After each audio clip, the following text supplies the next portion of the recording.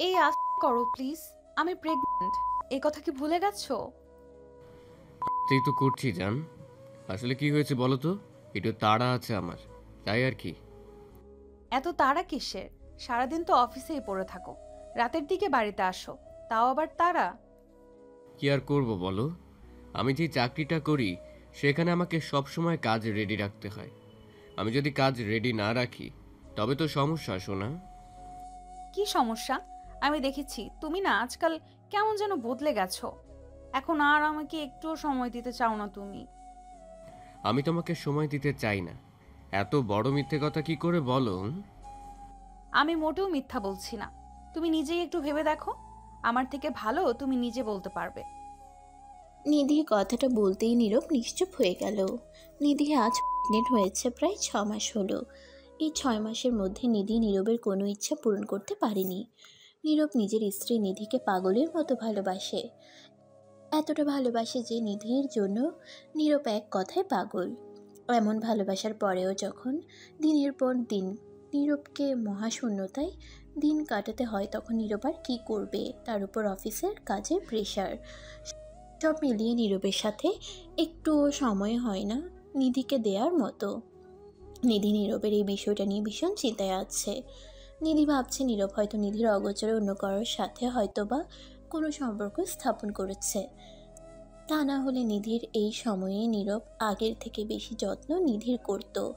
নীরব নিধির পেটের উপর তেল মালিশ করা শেষ করতেই নিধিকে উদ্দেশ্য করে বলল, এই নাও, হয়ে গেছে। এখন একটু শান্তি লাগছে কি? নীরবের কথার বিপরীতে নিধি একটা দীর্ঘশ্বাস ফেলে নীরবকে বলল, যেখানে মনের মাঝে শান্তির ছিটে ফোঁটা নেই, সেখানে পেটের শান্তি দিয়ে আর কি বা হবে? সরি নিধি, আমাকে কি কিছু বললে? না, তোমাকে আর কি বলবো। সকল পুরুষ এক শ্রেণীর হয়। তাদের ইচ্ছে যদি অপূর্ণ থাকে, তবে তারা বিকল্প দিকে যাবে। এটাই তো স্বাভাবিক।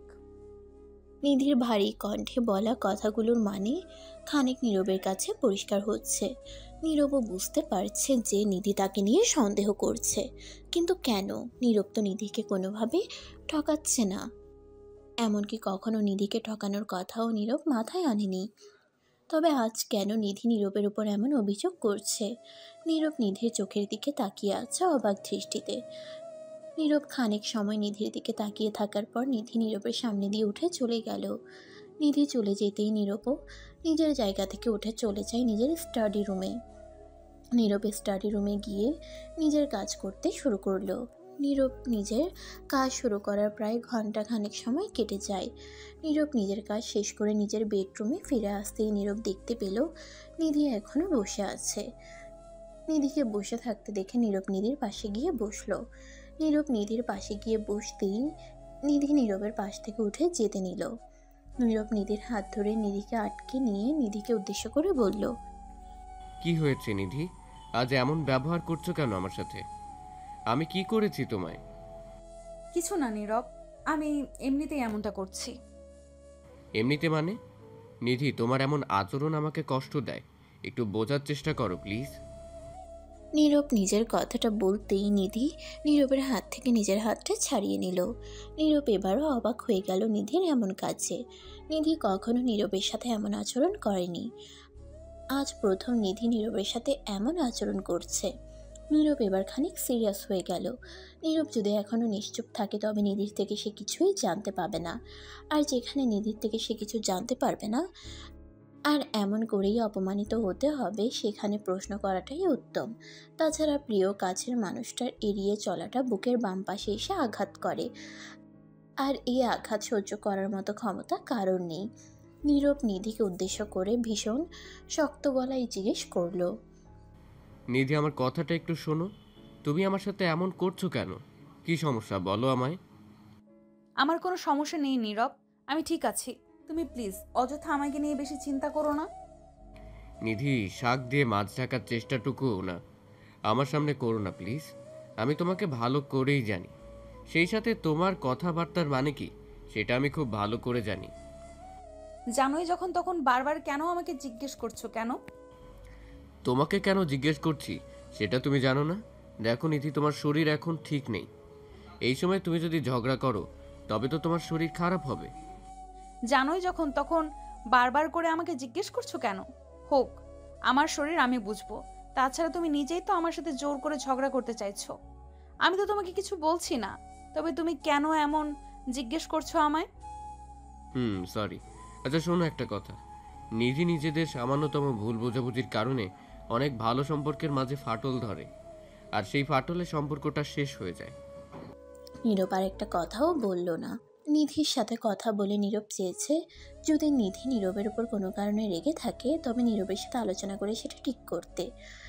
নীরব কখনো নিধিকে কষ্ট দিতে চায় না, বরং নীরব সবসময় নিধির মনের মতো হয়ে থাকতে চায়, নিধির সকল কষ্টকে নিজ হাতে লাঘব করতে চায়।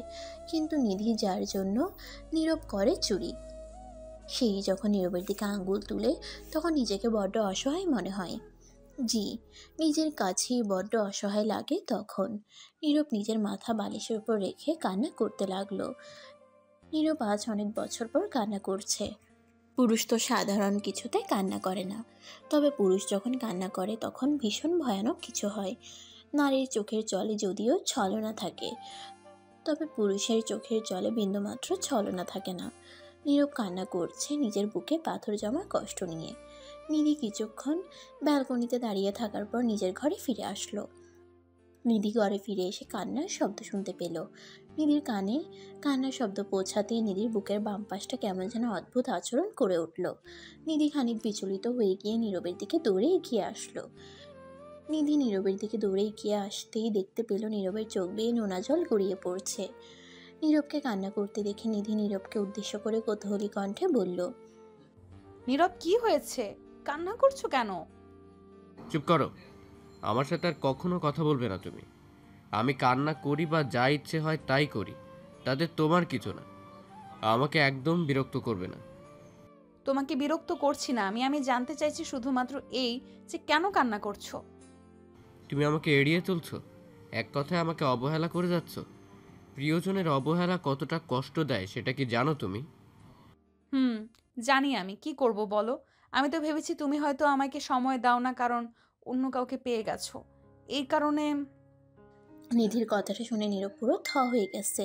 নীরব কখনো বিশ্বাসও করতে পারেনি যে নিধি তাকে এমন করে সন্দেহ করবে। নীরব কখনো নিধিকে ছাড়া অন্য কারোর কথা কল্পনাও করেনি, সেখানে কিনা নিধি আজ বলছে নীরব তাকে ছেড়ে অন্য কারোর দিকে চলে যাবে। নীরব এটা মানতে পারছে না। নীরব নিধিকে উদ্দেশ্য করে বলল, মানে তুমি আমাকে নিয়ে এসব চিন্তা করো? ছি ছি, আমি আরো ভেবেছি যে হয়তো তুই এখন আমাকে আর পছন্দ করছো না, তাই হয়তো আমার সাথে এমন। আরে সরি, তোমাকে পছন্দ না করার কোনো কারণ নেই। যাকগে, এসব বাদ দাও। এই দেখো, আমিও কান্না করছি। প্লিজ তুমি আমাকে ক্ষমা করে দাও। কিসের ক্ষমা? তুমি আজ আমাকে অন্য কারোর সাথে সন্দেহ করছো, আগামীকাল তুমি অন্য কিছু করে বসবে, তখন আমার কি হবে? না না, তোমাকে তো অন্য সুযোগ দেওয়া যায় না। আহা, বললাম তো আর হবে না এমন ভুল। তুমি আমার কথা বিশ্বাস করো না নাকি?